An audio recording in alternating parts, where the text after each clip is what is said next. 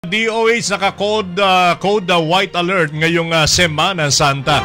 Itinaas ng Department of Health kahapon ang code white alert sa buong bansa, bunsod na rin ang paggunita sa Semana Santa.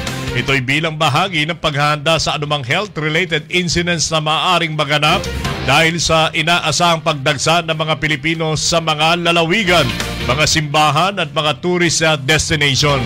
Ayon sa DOH, iiral ang code white alert mula kahapon, Abril 13, Palm Sunday at magtatagal hanggang sa Abril 20, Easter Sunday.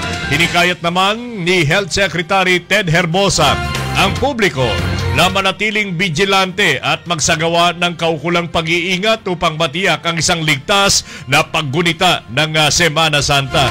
Maging alerto po tayo sa mga kalsada, ngayong karamihan ay magbibiyahe at dahil din po sa matinding init, mag-ingat din po tayo sa epekto nito sa katawan.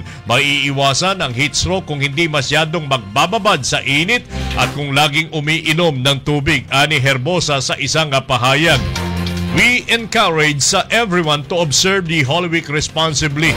Magpunta po sa mga DOH sa hospital na tuloy-tuloy na nakaantabay at magbibigay ng healthcare services sa nangangailangan nito ngayong darating na Semana Santa, dagdag pa ng kalihim.